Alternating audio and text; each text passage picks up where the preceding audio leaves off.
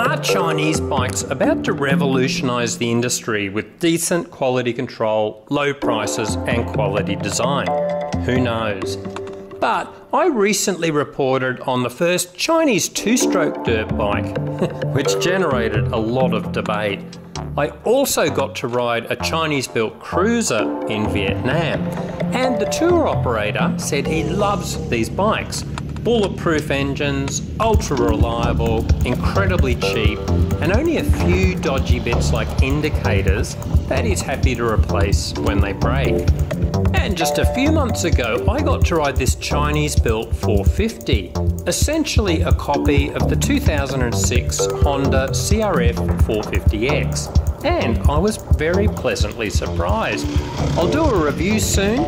In the meantime, I wanted to quote from an excellent article by Ron Golden in a recent issue of that shitty magazine, Traction eRag.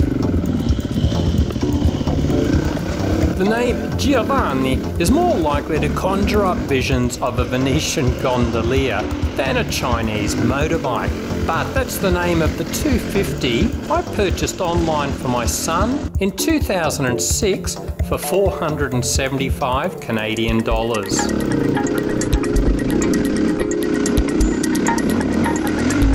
Over the next 3 years, it survived numerous extended rides, and as expected, that level of activity required healthy doses of preparation, modification, and maintenance. As delivered, the Giovanni had tyre sidewalls as thin as rubber boots, a non-existent air filter, cod liver gearbox oil, questionable electrical connections, bad jetting, plus nuts and bolts made from cheese. And the thing weighed a ton. But for all its faults, it never once failed to start or left us stranded.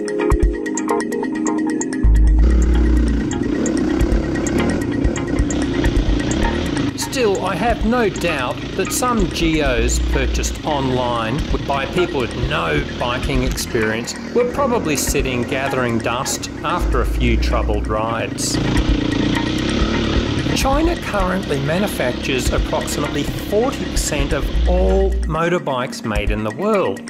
More than 3/4 of that production is exported to other countries. Well known for producing scooters and step-through Honda designs, Chinese manufacturers have graduated to producing full-size trail and enduro bikes.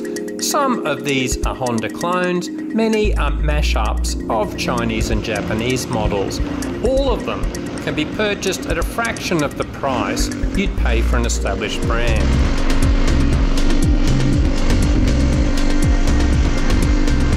Some of us can't help wondering if this entry of Chinese dirt bikes into the market today is comparable to the arrival of Japanese bikes in the mid-1960s.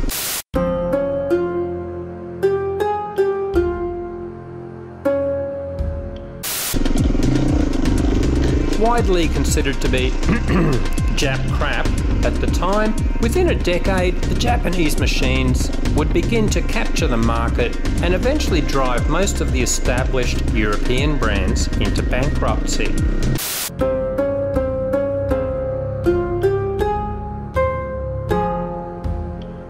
Is it possible we may be on the verge of another seismic shift in the market? Looking back over the past 60 years, there have been changes like this. The hulking 4-strokes of the late 50s giving way to the nimble 2-stroke.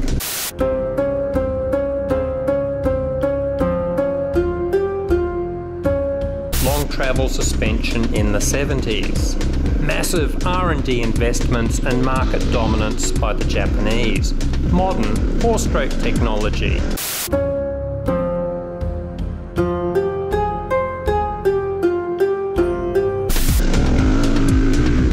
The pace of change has slowed considerably over the last 30 years and improvements have become incremental.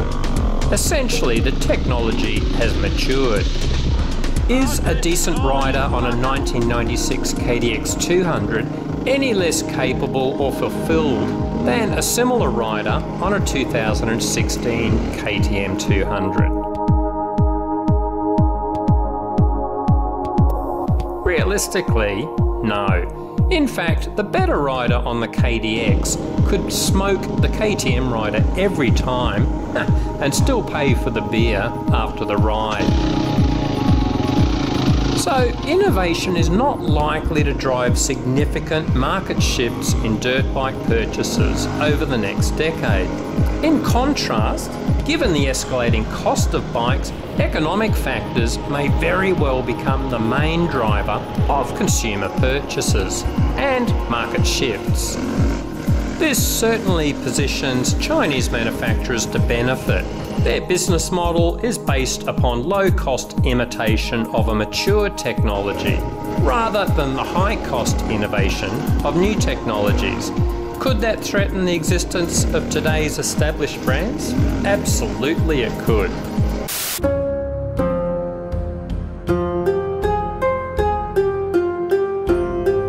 There needs to be considerable improvement in the perceived credibility of Chinese products. It's only likely to happen after the quality and reliability of parts, sales and service are firmly established. The current perception of Chinese dirt bikes is they are cheap, poorly built, and you can't easily find parts for them. This image may soon be challenged as the newest generation of full-size Chinese off-road bikes seeps into the market. Even then, there will still be some who scoff at the idea of a real dirt bike that's made in China, just as some riders once scoffed at real dirt bikes that weren't made in Great Britain. As for the Giovanni, once my son grew too tall for it, I sold it to a neighbour's kid for $550. 2 years later, I'm driving home from work and saw it scooting along a dirt path parallel to the highway. No doubt, he was probably sporting the same crazed grin under his helmet as he did the day he wheeled it out of my driveway.